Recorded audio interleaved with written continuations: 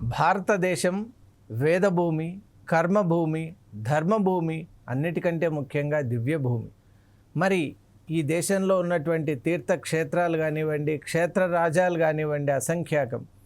వాటన్నిటిలో కూడా అత్యంత ప్రాధాన్యత కలిగినటువంటి క్షేత్రం ప్రభాస తీర్థంలో ఉన్నటువంటి సౌరాష్ట్ర దేశం, అంటే ఇప్పటి గుజరాత్లో ఉన్నటువంటి సౌరాష్ట్రే సోమనాథంచ అని పేరెన్నిక కలిగినటువంటి సోమనాథ క్షేత్రం. సోమనాథ్ ఆలయం అనేటువంటిది భారతదేశం యొక్క సనాతన ధర్మ అస్తిత్వానికి ఒక ప్రతీక. అంటే అది నిజమనే మనం చెప్పాలి. ఎందువల్ల అంటే మనం ఇన్ని ఆలయాలున్నా సోమనాథ్ ఆలయాన్ని గురించి ఎందుకు ఇంతగా మాట్లాడుకుంటున్నాం అంటే, ఈరోజు సోమనాథ్ ఆలయం మళ్ళీ పునర్నిర్మాణమైన తర్వాత అమృత పర్వం ఇది. అంటే 75 సంవత్సరాలు దాటింది. మరి ఈ సమయంలో సోమనాథ్ ఆలయం యొక్క విశిష్టత, చారిత్రాత్మకమైనటువంటి నేపథ్యం, ధార్మికమైనటువంటి విలక్షణత, అలాగే సనాతన ధర్మ ఆ దేదీప్యమానంగా కొనసాగేటువంటి ఆ జ్వాలా సదృశమైనటువంటి ఆ సనాతన ధర్మ వైభవానికి సోమనాథ్ ఆలయం యొక్క ప్రాశస్త్యం గురించి కూడా మనం తెలుసుకునే ప్రయత్నం చేద్దాం. 12 జ్యోతిర్లింగాల్లో ప్రధానమైనటువంటిది ప్రథమ జ్యోతిర్లింగం సౌరాష్ట్ర దేశంలో ఉన్నటువంటి సోమనాథ జ్యోతిర్లింగం. సోమనాథుడు అంటే సోమము అంటే ఏదైతే మార్పు లేనటువంటి, క్షరము కానటువంటి అక్షర స్వరూపమో, అనంతమైనటువంటి స్వరూపమో అది సోమము. ఆ సోమనాథుడైనటువంటి పరమేశ్వరుని యొక్క నిత్య నివాస స్థానమే ఈ యొక్క ఆలయం. మనం చూసినట్టయితే భారతదేశంలో ఉన్న 12 జ్యోతిర్లింగాల్లో మొదటి జ్యోతిర్లింగం ఈ యొక్క సౌరాష్ట్ర సోమనాథుడే. జ్యోతిర్లింగం అనగానే మనలో ఒక కొత్త రకమైనటువంటి భావన, మనలో తెలియనటువంటి ఒక భక్తి పరంపర మనలో కలుగుతాయి అప్రయత్నంగానే. దానికి కారణం జ్యోతిర్లింగ క్షేత్రం అనేటువంటిది అవన్నీ కూడా స్వయంభూ క్షేత్రాలు. పరమేశ్వరుని యొక్క స్వరూపానికి అవి నికేతనాలు.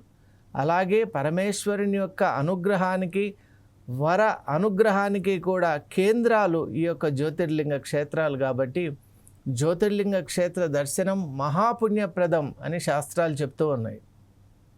మరి ఆ నేపథ్యంలో మొదటి జ్యోతిర్లింగమైనటువంటి గుజరాత్ రాష్ట్రంలో ఉన్నటువంటి సముద్ర తీరంలో వెలిసినటువంటి ఈ అత్యద్భుతమైన ఆలయం గురించి మనం ఎంత విన్నా తక్కువే. ఎందువల్ల అంటే ఈ ఆలయం మనకు ఒక అనూహ్యమైనటువంటి, అమూల్యమైనటువంటి, అమోఘమైనటువంటి సందేశాన్ని ఇచ్చింది. మరి ఆ సందేశాన్ని ఇచ్చినటువంటి సన్నివేశం ఏంటి, సందర్భం ఏంటి, ఇప్పుడు మనం తెలుసుకుందాం. అనాదిగా ఇక్కడ అద్భుతమైన ఆరాధన విధానం ఉంది. అలాగే వైదిక సంస్కృతితో కూడినటువంటి ఆచార పరంపర కూడా ఇక్కడ ఉన్నటువంటి నేపథ్యంలో, అలాగే ఆ రోజుల్లో అప్పుడు ఉన్నటువంటి పాలకులు కూడా ఆలయాలను చాలా విశిష్టమైనటువంటి సంప్రదాయాలతో, ఆచార వ్యవహారాలతో కళకళలాడుతూ ఉండేటట్టు చూసేవారు. కాబట్టి అపారమైనటువంటి సంపదకు, అలాగే కళలకు, అలాగే మన యొక్క వైదిక ధర్మానికి సంబంధించిన అనేక అంశాలకు ఆలవాలంగా ఉండేవి ఆలయాలు. వాటిలో సోమనాథ్ కూడా అదే బాటలో ఉంటూ, దేదీప్యమానంగా ఉంటూ మన సనాతన ధర్మ వైభవాన్ని అంతటినీ కూడా ప్రకాశింపజేస్తూ ఉండేది. మరి ఈ నేపథ్యంలోనే ఎక్కడైతే సంపద ఉంటుందో, ఎక్కడైతే ఒక వెలుగు ఉంటుందో దాని చుట్టూ కూడా క్రిమికీటకాలు వచ్చినట్లు ముష్కర దాడి అనేటువంటిది ఈ ఆలయంపై చాలా ఎక్కువగా ఉంది. తీర ప్రాంతంలో ఉండటం, గుజరాత్ అనేటువంటిది ఈ మిడిల్ ఈస్ట్ అని మనం ఏదైతే అంటామో ఆ ప్రాంతాలకు బాగా యాక్సెస్ ఉండటం వల్ల అటువైపు నుంచి వచ్చినటువంటి దాడి చేసినటువంటి మనకు ఆఫ్ఘన్ అండ్ బియాండ్ నుంచి వచ్చినటువంటి వాళ్ళు కూడా చాలామంది ఉన్నారు. కాబట్టి వాళ్ళందరూ రావటం, ఈ ఆలయంలో ఉన్నటువంటి సంపద, ఎందువల్ల అంటే ఆ రోజుల్లో మహారాజులు ఆ విధంగా విపరీతంగా అమోఘమైనటువంటి రత్నాలు, మణులు, మాణిక్యాలు, ఇలా నవరత్నాల్ని కూడా దానం చేసేవాళ్ళు. అలాగే ఆలయాన్ని అలా అలంకరించేవారు, పరమేశ్వరునికి సమర్పించుకునేవాళ్ళు సభక్తికంగా. మరి భక్తి ఇక్కడుంటే అక్కడేమో మరొక వైపు రాక్షసత్వం. ఎక్కడైతే సాత్వికమైనటువంటి రీతిలో పూజలు అవి జరుగుతుంటాయో, పూర్వకాలంలో ఎలా రాక్షసులు ఋషులు చేసేటువంటి యజ్ఞాలు, హోమాలు భంగం చేసేవాళ్ళు, ఛిద్రం చేసేవాళ్ళు, ఈ రోజులు రూపం మారింది, కానీ వాళ్ళ ప్రవృత్తి మాత్రం అలాగే ఉంది. ఈ ముష్కర మూక పరాయి దేశాల నుండి పరాయి మతానికి సంబంధించిన వాళ్ళు ఈ దేశం మీదకి రావటం, వాళ్ళు ఇక్కడ దండయాత్ర పేరుతో వచ్చి వాళ్ళు చేసినటువంటి ఆగడాలు అంతా ఇంత కాదండి. మన దేశాన్ని చిన్నాభిన్నం చేశారు. మన సంస్కృతిని కూకటి వేళ్లతో సహా పెకలించే ప్రయత్నం చేశారు. నామరూపాలు లేకుండా వెళ్ళిపోవాలి అనేటువంటి ఒక సంకల్పంతో వాళ్ళు ముందుకు వచ్చారు. కానీ ఈరోజు మనం చూస్తూ ఉన్నాం, ఏదైతే మనం మాట్లాడుకుంటున్నటువంటి సోమనాథ్ ఆలయం ఉందో ఒక్కసారి మనం గత చరిత్ర చూసినట్టయితే అదొక అద్భుతమైన ఆధ్యాత్మిక కేంద్రం. దానిపై వీళ్ళ దృష్టి పడటం వల్ల రిపీటెడ్గా దండయాత్రలు జరుగుతూనే ఉన్నాయి.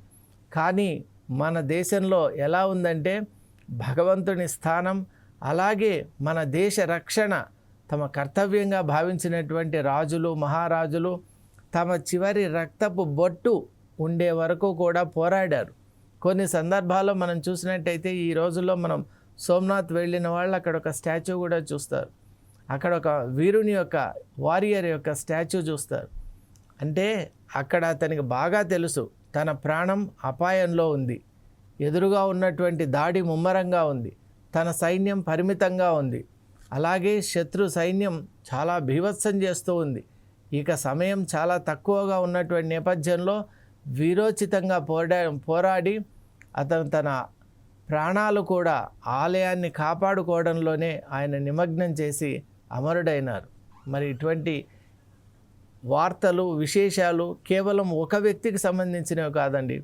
మనం గుజరాత్ కానివ్వండి, అలాగే మన దేశంలో ఏ ప్రాంతానికి వెళ్ళినా సుప్రసిద్ధ ఆలయాల్ని సంరక్షించుకోవడానికి, ముష్కరుల యొక్క దాడి నుంచి కాపాడుకోవడానికి ఆస్తికులు చేసినటువంటి ఈ పోరాటాలు అసంఖ్యాకం. మరి ఈరోజు మనం సోమనాథ్ విషయంలో మాట్లాడుకుంటే ఇన్ని రకాల దాడులండి. ఒకటా రెండా 15, 16 సార్లు 18 సార్లు ఈ యొక్క ఆలయంపై దాడి జరిగింది. మన వాళ్ళు దాడికి వచ్చిన వాళ్లను తరిమి వేశారు, కానీ చాలా మటుకు చంపలేదు. ఎందువల్ల అంటే అహింస అనేటువంటి వాదం, అలాగే మానవతా దృక్పథంతో వదిలివేశారు. కానీ దయ, కరుణ, కృతజ్ఞత అనేటువంటి లక్షణాలు లేనటువంటి ఆ మూక మళ్ళీ మళ్ళీ తిరిగి రావడం, అవకాశం వచ్చినప్పుడల్లా ఆలయాన్ని ఛిద్రం చేయటం, అక్కడ ఉన్నటువంటి సంపదను తీసుకొని పోవడం. వాళ్ళ లక్ష్యాలు రెండు, ఒకటి ఆలయ సంపద, రెండవది ఆలయ సంస్కృతి. సంపద వాళ్ళకి ఎంత ముఖ్యమో సంపద తీసుకొని పోయేవాళ్ళు మన సంస్కృతికి మూలమైన ఆలయాన్ని, అందులో ఉన్నటువంటి విగ్రహాలన్నింటినీ కూడా ధ్వంసం చేసేవారు. అసలు మీ మతం విగ్రహారాధనను ఒప్పుకోకపోతే మీరు ఆ మతం చెప్పినటువంటి విధంగా మీరు నడుచుకోండి, తప్పులేదు. ఎందువల్ల అంటే ఏ మతం ఎలా చెప్తుందో ఆ ప్రకారం మనం ఆ మతంలో ఉన్నప్పుడు చేయటం కరెక్టే. కానీ పరమతాలపై మీకు ఎందుకు అంత అసహనం? ఏ విధంగా ఎవరిచ్చారు మీకు? భగవంతుడు చూస్తూ ఉండడండి. మీరు చేసినటువంటి అకృత్యం మీ మతం కూడా ఒప్పుకోదు. ఎందువల్ల అంటే ఏ ధర్మం కూడా మరొక ధర్మాన్ని వేధించు, శాసించు, ఆ ధర్మాన్ని నువ్వు నష్టపరచు అని చెప్పదండి. కాబట్టి మతాన్ని సరిగా అర్థం చేసుకోలేని వాళ్ళే పరమతాన్ని ఈ విధంగా హింసిస్తారు. కాబట్టి ఎన్ని ఘోరమైన దాడుల ఆలయాన్ని, అలాగే చుట్టుపక్కల ఉన్నటువంటి వాళ్లను, మహిళల పట్ల అసభ్యంగా ప్రవర్తించడం, అసలు ఒకటా రెండా మనం చెప్పుకోవడానికి వీలు లేనటువంటి మాటలు లేనటువంటి అసంఖ్యాకమైన అనేక రకాలైన అసహ్యకరమైన సంఘటనలన్నీ కూడా చోటు చేసుకున్నాయి. కానీ ఆలయం ఎప్పుడైతే ధ్వంసం చేయబడిందో, మరి సంస్కృతికి నిలయమైనటువంటి ఆ ఆలయం మనకు కనుమరుగైపోయిందో, అప్పుడు మళ్ళీ ఉవ్వెత్తున ఎలా పడిన కెరటం ఎలా లేస్తుందో అలా లేచింది మన సంస్కృతి. ఆ సంస్కృతి యొక్క ప్రభావం వల్ల అక్కడ ఉన్నటువంటి ప్రజలందరూ కూడా మళ్ళీ మనకి ఆలయాన్ని నిర్మించుకోవాలి అనేటువంటి ఒక సంకల్పంతో ముందుకు వచ్చారు. ఆనాటి మహారాజులు కూడా మనం చూసినట్టయితే భోజదేవుడు, అలాగే కుమారపాలుడు, అలాగే ఈ మధ్యకాలంలో మనం చూసినట్టయితే అహల్యాబాయి హోల్కర్, వీళ్ళందరూ కూడా ఖచ్చితంగా వాళ్ళ ఎంతో ప్రయాసతో ఆలయాల్ని మళ్ళీ పునర్నిర్మింపజేశారు. ఎంతో అద్భుతంగా మళ్ళీ నిర్మించారు. అంటే పడగొట్టిన ప్రతిసారి కూడా మనకు దాదాపు 11వ శతాబ్దం నుండి ప్రారంభమైన ఈ విధ్వంస క్రీడ ఎప్పుడైతే ప్రారంభమైందో 12వ శతాబ్దంలో కుమారపాలుడు, మళ్ళీ 13వ శతాబ్దంలో మనకు జునాగఢ్ మహారాజ్, అలాగే ఈ మధ్యకాలంలో 18వ శతాబ్దంలో అహల్యాబాయి హోల్కర్ ఇలా నిర్మిస్తూ పోతే కూడా మళ్ళీ శిథిలమైపోయింది. భారతదేశం ఎప్పుడైతే స్వతంత్రాన్ని పొందిందో, స్వాతంత్రాన్ని సిద్ధింపజేసుకునిందో, అప్పుడు చూసినట్టయితే ఈ సోమనాథ్ ఆలయం, వెలుగులకు వెలుగైనటువంటి సోమనాథ్ ఆలయం శిథిలావస్థలో ఉంది. దాన్ని చూసి చెలించిపోయినటువంటి వారు సర్దార్ వల్లభాయ్ పటేల్, ఉక్కు మనిషిగా మనం పేర్కొనేటువంటి వారు చెలించిపోయారు. 500 సంస్థానాల్ని మన ఈ యొక్క ఇండియన్ యూనియన్లో వారు విలీనం చేసినటువంటి మహాత్ముడు ఆయన. కాబట్టి ఆయన ఈ ఆలయాన్ని చూసినప్పుడు ఒక్కటే అనుకున్నారు, ఈ ఆలయం కేవలం ఒక స్ట్రక్చర్ కాదు, అంటే ఇది ఒక ఇసుకనో మట్టియో లేకుంటే రకరకాల పదార్థాలతో మనం ఆలయాన్ని దేని నిర్మిస్తామో ఆ భౌతికమైనటువంటి పదార్థాలు కాదు. ఈ ఆలయం అనేటువంటిది సనాతన ధర్మ ఉనికికి అస్తిత్వానికి ప్రతీక.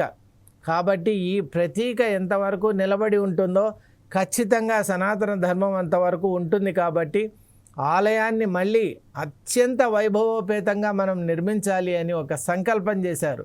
అసలే ఉక్కు మనిషి కదా, ఉక్కు సంకల్పంతో ఆయన అందరి సహకారంతో నిర్మింపజేసి మే 11 అనేటువంటిది నిజంగా మనం అందరూ గుర్తుపెట్టుకునేటువంటి రోజు. మే 11, 1951 సంవత్సరంలో అప్పటి ప్రెసిడెంట్ అయినటువంటి డాక్టర్ బాబు రాజేంద్ర ప్రసాద్ గారి కరకమలాలతో ఈ యొక్క ఆలయాన్ని మళ్ళీ ఆవిష్కరింపజేశారు.